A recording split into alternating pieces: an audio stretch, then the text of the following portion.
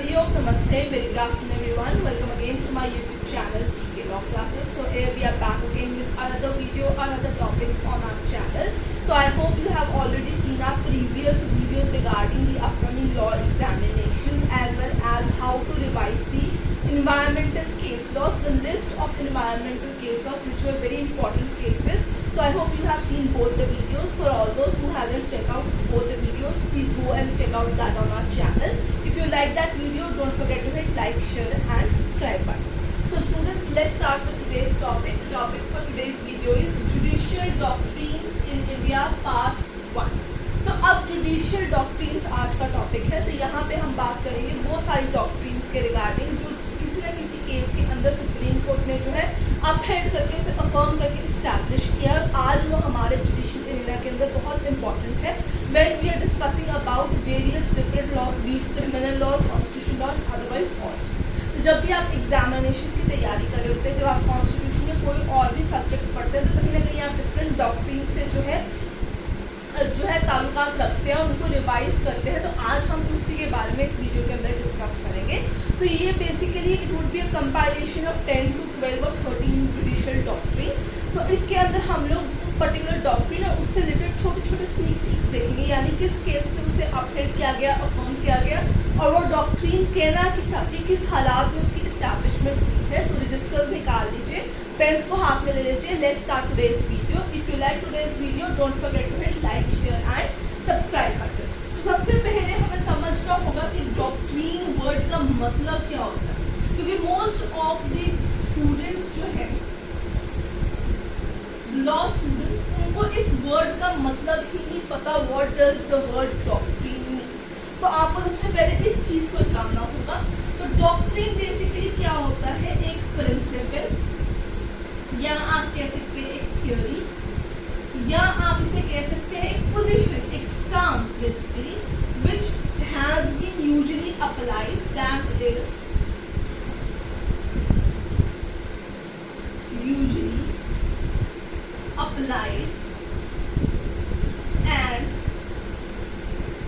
upheld by courts, right students, upheld by courts। तो अब अगर हम इसे लेमैन लैंग्वेज में समझने की कोशिश करें, ये तो आपका एक जुडिशियल मीनिंग हो गया इस चीज के ऊपर, but it is important to understand it in the words of a layman. अगर हमें किसी आम इंसान को समझाना है तो ये डॉक्ट्रिन होता क्या है। डॉक्ट्रिन एक तरीके का कथन कहन होता है, एक थ्योरी होती है, एक एग्जम्पशन होती है, जिसे अप्लाई करके जो हमारे ऑनरेबल हायर कोर्ट्स है वो उस पर्टिकुलर केस को सॉल्व करते हैं, एक ऐसा तथ्य क्रिएट करते हैं जो आगे चल के प्रेसिडेंट का रूप भी ले लेती है, आगे चल के थ्योरी का रूप भी ले लेती है, आगे चल के प्रिंसिपल की स्टैब्लिशमेंट कर जाती है, जिसको यूज करके फर्दर केसेस को सुप्रीम कोर्ट, हाई कोर्ट जो है आगे जो आपके डिफरेंट कोर्ट्स है वो केसेस को सॉल्व करते हैं। So what is a doctrine, एक प्रिंसिपल, एक तथ्य, एक थ्योरी, एक पोजीशन, एक स्टांस जो बेसिकली अप्लाई किया जाता है कि ये चीज अगर हम उस पर्टिकुलर केस पे एक थ्योरी, एक अजम्पशन एक पर्टिकुलर केस पे लगाई जाती है, उसे अप्लाई करके उस केस को सॉल्व किया जाता है और उसे अपहेल्ड किया जाता है। अपहेल्ड मतलब उसे सही ठहराया जाता है, उसे एक ड्यूटी, एक लायबिलिटी में क्रिएट कर दिया जाता है वहाँ पे, ताकि आने वाली कोर्ट्स को, आने वाली जनरेशन को जब भी ऐसा पर्टिकुलर कोई पॉइंट है उनके सामने एक केस सॉल्व नहीं हो पा रहा, तो उस थ्योरी, उस प्रिंसिपल को, उस डॉक्ट्रिन को यूज करके, उसका हवाला लेके, उसकी रेफरेंस लेके वो पर्टिकुलर केस जिसमें वो अड़े हुए हैं उसको वो सॉल्व कर सके, तो उसे हम डॉक्ट्रिन कहते हैं, राइट। तो आप उसका ये वाला मीनिंग जो है यहाँ पे लिख सकते हैं। This is a very particular meaning that will help you out in learning the further judicial doctrines, right. तो स्टार्ट करते हैं from the very important and very basic judicial doctrine in India. So whenever we talk about the doctrine, उसमें सबसे पहले नाम होता है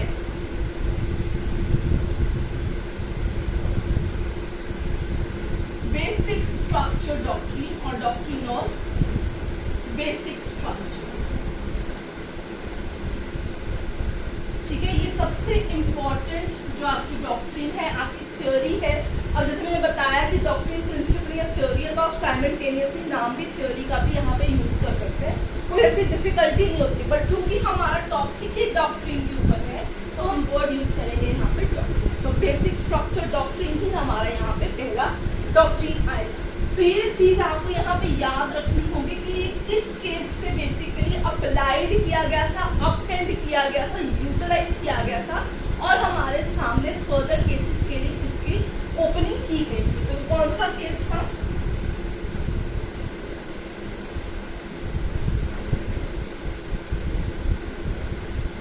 case one on the Bharati case जो था उसने इसकी इंट्रोडक्शन की थी। इस केस की सॉल्विंग के दौरान ही honourable supreme court of India ने इस डॉक्ट्रिन का गठन किया था कि there are certain provision in the constitution of India which are basic structures which could not be amended beside being parliament having the power to amend the constitution still they cannot be amended at any of the point। तो उन्होंने यहाँ पे इस particular जो case था इसके अंदर supreme court ने क्या कहा था कि पार्लियामेंट के पास पावर है, the parliament has the power to amend any part of the constitution of India but it cannot alter the basic structure of the constitution। Basic बुनियादी ढांचा पिलर्स जो है जिनके ऊपर हमारा देश खड़ा है, हमारा पूरा जुडिशियल सिस्टम खड़ा है, हमारी पूरी पार्लियामेंट खड़ी है, हमारा ग्रैंड खड़ा है, उस चीज़ को आप हिला नहीं सकते हैं। अब बहुत बड़ी ये बात आती है कि what is a basic structure, क्योंकि उन्होंने बेसिक स्ट्रक्चर वर्ड की तो यहाँ पे एप्लीकेशन कर दी और बोल दिया कि power to amendment is limited. कहीं ना कहीं रोक लग जाए कि जब कॉन्स्टिट्यूशन की अमेंडिंग पावर्स के ऊपर हम ध्यान देंगे कॉन्स्टिट्यूशन को किस हद तक अमेंड कर सकते हैं, उसमें लिमिटेशन पुट फॉरवर्ड कर दी डॉक्ट्रिन की एप्लीकेशन के साथ। But the question that came before for further generation was which term would be included in this particular concept known as basic structure। कि basic structure है क्या और इसमें कौन से provision of constitution of India आएंगे जिनको ऑल्टर नहीं किया जाएगा बाय द पार्लियामेंट। ठीक है, तो बेसिकली इसकी कोई भी एज पर्टिकुलर डेफिनेशन नहीं है। ठीक है, इसे लेमन लैंग्वेज में ही हमेशा समझा जाता है, अपने अकॉर्डिंगली ही जज इसे अज्यूम करता है। बट जब हम बेसिकली कोई भी अपने डॉक्यूमेंट स्टडी करते हैं, अपना कॉन्स्टिट्यूशन स्टडी करते हैं या इस केस को स्टडी करते हैं या फर्दर मूव जिन केसेस के अंदर इस डॉक्ट्रिन को रीअफर्म किया गया तो हम एक बेसिक थ्योरी क्रिएट करते हैं, हाइपोथेसिस क्रिएट करते हैं सिचुएशन के अंदर कि बेसिक स्ट्रक्चर वो सारे बुनियादी ढांचे हैं, वो सारे पॉइंट्स हैं कि अगर उनको ही बार बार साइमल्टेनियसली पार्लियामेंट अमेंड करी जाएगी तो लोगों का रहना जो है देश में मुश्किल हो जाएगा, उनके जो बुनियादी राइट्स हैं उनको खतरा वहाँ पे आ जाएगा और जो देश है वो प्रॉपरली चल नहीं पाएगा उस पॉइंट पे। राइट, अब देखते हैं कि यहाँ पे बेसिक स्ट्रक्चर इंक्लूड क्या करता है। ये यहाँ पे इम्पोर्टेंट है।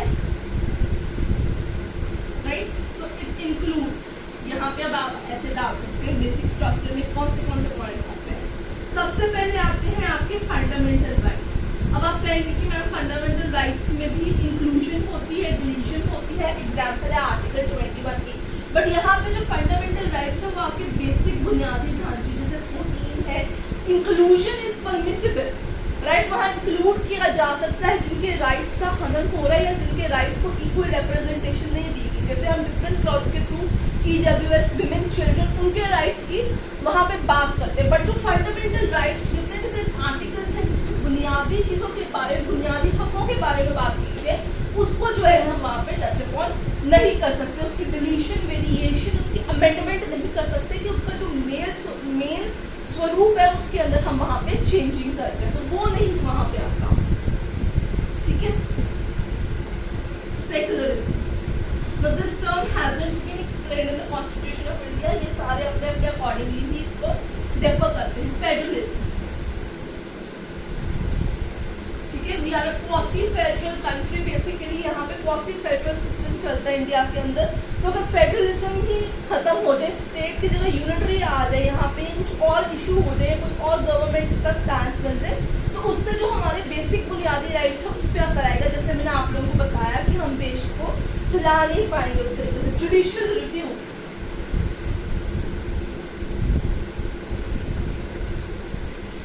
ठीक है, इसमें 13, 32, 26 तीनों आर्टिकल्स आ जाएंगे इसके अंदर।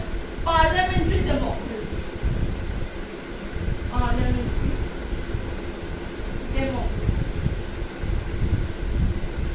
अगर ऐसी सारी चीजें जो है ये सारी कहते हैं बेसिक स्ट्रक्चर है जिनके ऊपर हमारा देश इस टाइम पे चल रहा है, एग्जिस्टेंस है, लोगों के राइट एग्जिस्ट कर रहे हैं, तो अगर ऐसे ही बुनियादी पॉइंट्स को हटा दिया जाएगा, पार्लियामेंट बार बार अपने हितों के लिए, अपनी गवर्नमेंट के लिए बार बार उसमें अमेंडमेंट्स करती रहेगी कॉन्स्टिट्यूशन के अंदर, तो क्या होगा कि इवेंचुअली लोगों के राइट्स जो है उनका हनन डायरेक्टली और इनडायरेक्टली होता रहेगा। इसलिए इस डॉक्ट्रिन ऑफ बेसिक स्ट्रक्चर को जो है ऑनरेबल सुप्रीम कोर्ट में जो था इंट्रोड्यूस कराया था। अब आगे चलेंगे कि ये जो है पर्टिकुलर डॉक्ट्रिन है इसे रीअफर्म किया गया था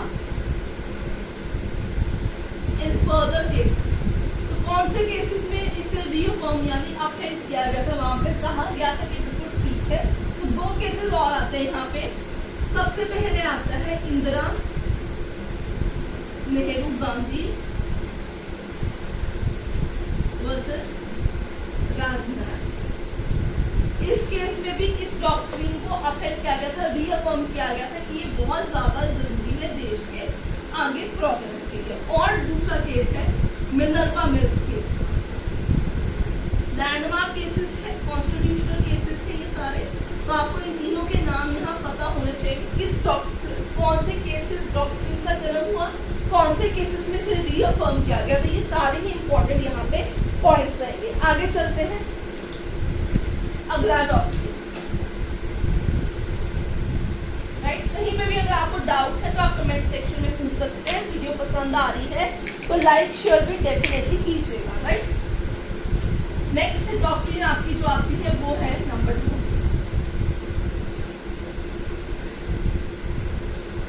separations of power. So next doctrine about the separation of power. So what does the separation of power mean? सबसे पहले तो आपको ये चीज यहाँ पे समझनी होगी। What does this particular doctrine means? That means division of powers. Division of powers between various organs of state। ठीक है, कौन से वो ऑर्गन्स है जिसके बारे में यहाँ पे बात किया जा रहा है। डिवीजन होगी between legislature, executive and judiciary. So this doctrine was basically introduced for introducing a division of powers की जो ओवरलैपिंग ऑफ पावर्स ना हो जाए। लेजिस्लेचर अपना काम करे इम्प्लीमेंटेशन के लिए, एग्जीक्यूटिव और जुडिशरी अपना काम करे, जुडिशरी एग्जीक्यूटिव या लेजिस्लेचर का काम जो है वहाँ पे ना ले ले, अपने ऊपर उसका रोल जो है वो ना ले। नो इंटरफेरेंस थ्योरी थी बेसिकली। राइट, तो इस चीज के लिए इस डॉक्ट्रिन का जो था यहाँ पे उन लोगों ने इंट्रोड्यूस किया था। अब समझते हैं सबसे पहले ये डॉक्ट्रिन आपको कहाँ मिलती है। तो स्ट्रिक्टर सेंस के अंदर, स्ट्रिक्ट सेंस के अंदर ये डॉक्ट्रिन की इम्प्लीमेंटेशन आपको यूनाइटेड स्टेट्स ऑफ अमेरिका के अंदर मिल जाती है, जहाँ पे बिल्कुल भी डिवीजन नहीं होती, जहाँ पे ये थ्योरी, ये डॉक्ट्रिन जो है यूटिलाइज ही नहीं की जाती है, वो है यूनाइटेड किंगडम। और जहाँ इनफॉर्मल वे में यूज होती है, इनफॉर्मल सेंस, वो है इंडिया। क्यों मैंने बोला इनफॉर्मल सेंस और यहाँ पे इंडिया, क्योंकि आप देखेंगे बहुत बड़ी जुडिशरी अपने ऊपर लेजिस्लेचर और एग्जीक्यूटिव का काम भी लेती है, लेजिस्लेचर एग्जीक्यूटिव का काम भी लेते हैं यहाँ पे, और एग्जीक्यूटिव लेजिस्लेचर का काम भी लेते हैं when needed. It is only when needed, not always. So इसलिए हम इसे इनफॉर्मल सेंस यहाँ पे कहते हैं। इसके साथ हमारे पास जब हम इंडिया के कॉन्टेक्स्ट में बात करते हैं, we have article number 50 of Directive Principle of State Policy stating the separation of judiciary from executive. तो ये चीज आपको यहाँ पे रखनी होगी। As such अगर हम बात करें कि whether cases के basis पे यहाँ पे ध्यान दें separation of power की, तो confusion exist करती है। There is a confusion whether the separation of power would be considered as a basic structure or not। There is confusion regarding this। तो आप यहाँ पे दो केसेस लिख सकते हैं इस पर्टिकुलर स्टांस के लिए, that is Ram Jawaya Kapur versus state of Punjab. ठीक है, पर्टिकुलर केस लॉ में बेसिक स्ट्रक्चर की बात नहीं की गई क्योंकि ये काफी initial to the basic structure doctrine है, बट उन्होंने यहाँ पे इस चीज को क्लेरिफाई किया that there is no need for separation of power, there is no recognition for separation of power theory और डॉक्ट्रिन इन इंडिया। जबकि अगर हम बात करें इंदिरा नेहरू गांधी अगेन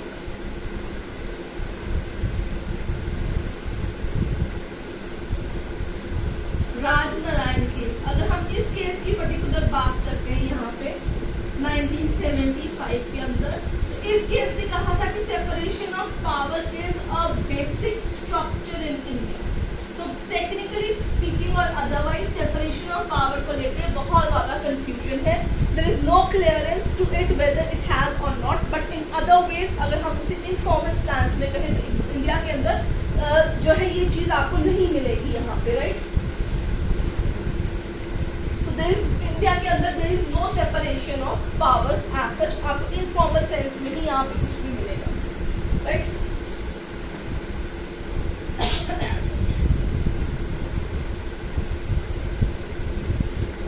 सो जितनी भी सेपरेशन ऑफ पावर्स है वो इंडिया में इनफॉर्मल सेंस में नहीं है, कहीं ना कहीं मिलेगी, हर जगह नहीं मिलेगी।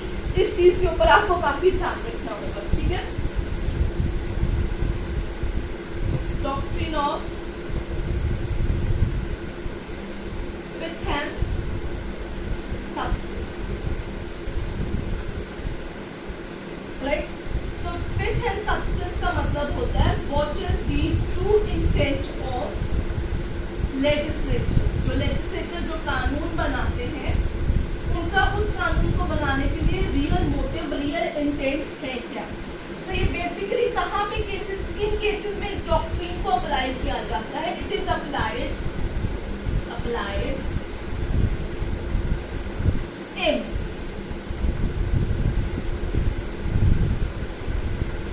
repugnancy in the laws made by